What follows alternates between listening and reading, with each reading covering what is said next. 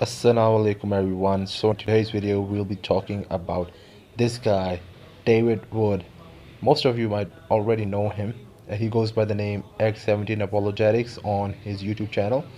But today I won't be defending Islam. I'm actually defending the truth and exposing his idiotic understanding of atheism. Okay, so the video I'll be refuting is atheism, Islam, and the Dawkins dilemma.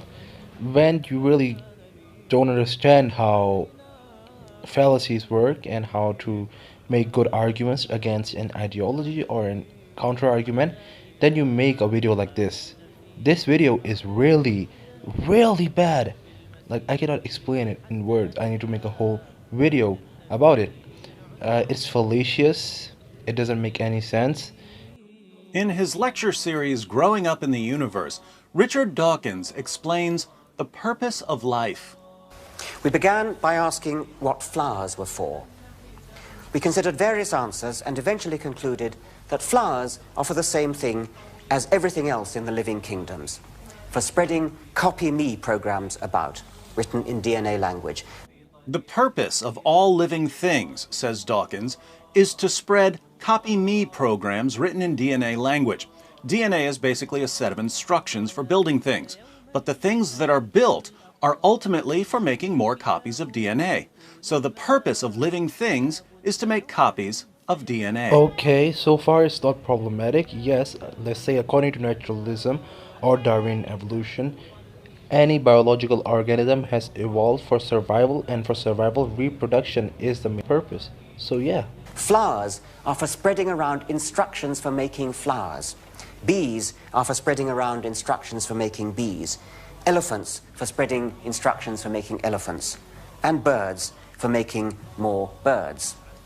Clearly, this would include human beings. What's the purpose of you and me and Richard Dawkins?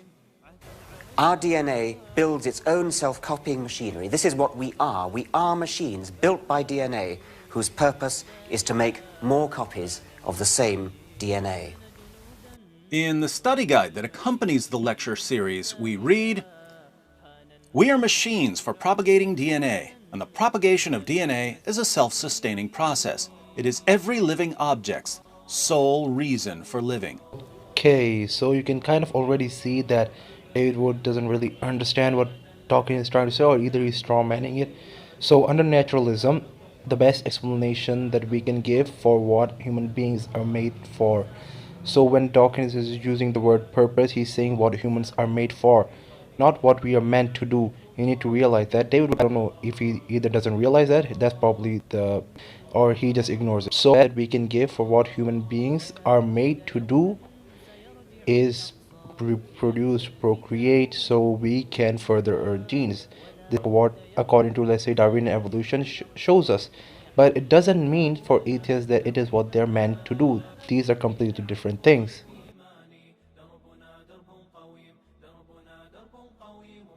Your sole reason for living is to make copies of a molecule. You're a machine for propagating DNA. Why is this interesting? Well, the people who tell us that our purpose in life is to make copies of DNA happen to be some of the worst people in the world when it comes to making copies of DNA. Now, do you guys notice my issue with his argument, or you can already sense what he's trying to say? It is idiotic. Okay, you can basically turn the tables around to Christianity or any other religion and say a very similar thing. But let's just continue and see more fallacious arguments that he makes. And they're just really bad at propagating DNA. In the West, many atheists are convinced that atheism is rapidly expanding. But we shouldn't confuse whining and trolling with expanding. While many people are declaring themselves to be atheists, birth rates among atheists are so low that the atheist population is actually shrinking as a percentage of the world population. A 2015 Pew Research study titled "The Future of World Religions: Population Growth Projections 2010 to 2050" is subtitled "Why Muslims Are Rising Fastest and the Unaffiliated Are Shrinking as a Share of the World's Population." Okay, so you guys can kind of see what David Wood is going for. He's basically trying to say that atheists contradict themselves. when they say that evolution, that we are evolved, the purpose is to procreate, and yet they have the smallest number of children. Well, you see, the thing here is that first of all atheism is to deny an existence of a higher being. That's all atheism does. That's literally all. So it doesn't matter if they have low number. The unaffiliated group includes atheists and agnostics. Atheists and agnostics are shrinking as a share of the world's population. For you atheists who are yelling, "But so many people are becoming atheists in America and Europe, surely we must be taking over the world," the study takes conversions into account, but concludes that by 2050, atheists, agnostics, and other people who do not affiliate with any religion, though increasing in countries such as the United States and France, will make up a declining share of the world's total population. In terms of the total number of adherents, both Christianity and Islam will continue growing. But notice that the number of Muslims is growing even more rapidly. When considered as a percentage of the world's population, Christianity is expected to stay roughly the same, while Islam is expected to increase significantly. You know what the funniest thing is? That they would completely ignore that Islam by 2070, according to Pew Research itself, the same research that he's using, that Islam will be the world's largest religion. But he just basically ignores that. Kind of funny if you think about it. Isn't And it? I've never heard an atheist make a claim that they will be the most dominant group in the world. And they may have, but majority of them don't believe that, don't even care. Basically, it doesn't matter. And they're right when they say that most believing religiosity for atheism, and that's true. It's increasing, especially in the West, not necessarily in the East, but definitely in the West. People are leaving religiosity, especially Christianity, for atheism. David should talk about that more. What about atheists and agnostics? Well, the number of unaffiliated will increase slightly from 1.13 billion to 1.23 billion, but that growth rate is much slower than the growth rate of several other groups. The result is that, as a percentage of the world's population, atheism and agnosticism are declining. Why are they declining? Low birth rates. The fertility rate of the unaffiliated is just 1.7, while the fertility rate among Muslims is 3.1. In Dawkinsian terms, atheists and agnostics are poor propagators of DNA. As a group, Muslims are the best propagators of DNA. Yes, yes, we know that. Because we are absolute chads. I'm just messing around. Because we know that procreating has value. We know that it has importance. So, the Islamic view is consistent with the evolutionary approach and the theistic approach. Dennett, Christopher Hitchens, Neil deGrasse Tyson, Stephen Hawking, Michael Shermer, Lawrence Krauss, and Bill Nye the Science Guy combined have produced fewer children than Osama bin Laden.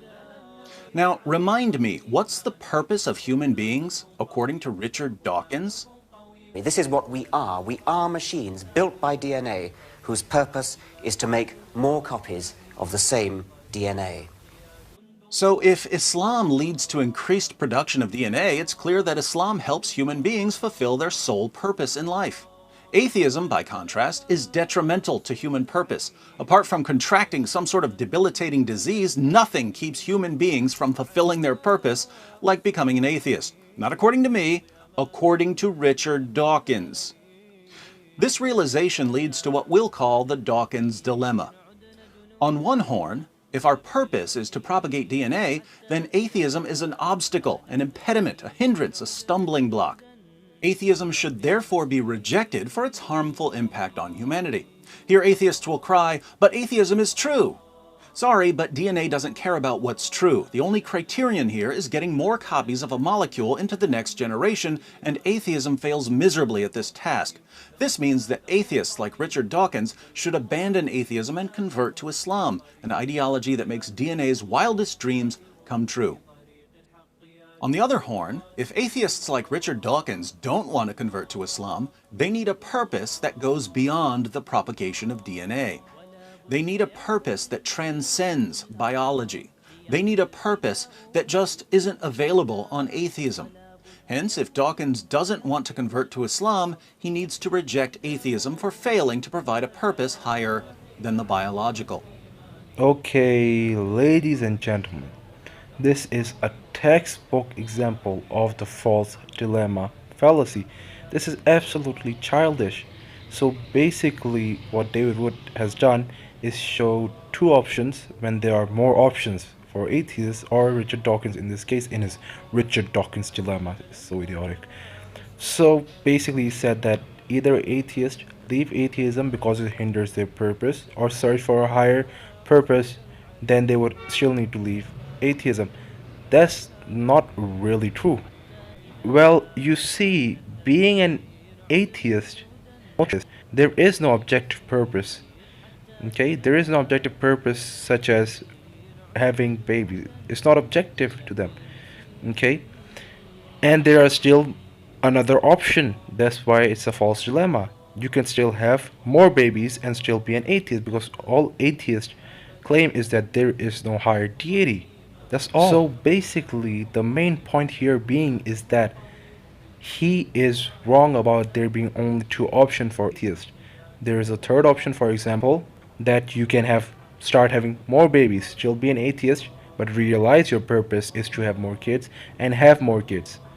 Or you can just argue something else. You can make so many arguments that will give you so many different options, and shows that the argument that David Wood made is idiotic, childish, and fallacious. It's a false dilemma. And that's what he did, and that's what he normally does. So I'm pretty sure even atheists don't take him seriously. And that's not even all the options that are available to the atheists. Atheists can go to certain extremes and say something like that kids or having kids is immoral. Hear me out here, hear me out here. So atheists, all they do is deny a higher deity. So they can realize from their subjective perspective, because for most of the part it is subjective, it is completely subjective to them, that as life has only shown them suffering, for example, they realize that having offspring will cause the offspring suffering and will increase their suffering, and hence it is overall immoral to even have children. This is called anti-natalist. So David was absolutely wrong about his view on atheism. It just shows that he doesn't really understand atheists and the views of atheists. So Dawkins can either reject atheism and convert to Islam because Islam, unlike atheism, helps him fulfill his purpose as a human being, or he can reject atheism because it doesn't provide a purpose beyond propagating DNA, and a purpose that goes beyond propagating DNA is required to avoid the first horn. Either way, atheism must be abandoned. Oh my god, no, David, that is false. So basically, David's argument boils down to him saying that due to his limited knowledge and understanding on atheism, there are only two options and hence it needs to be abandoned. No, there are multiple options. All atheism claims is that there is no higher deity, and they believe that. They don't believe or say anything else.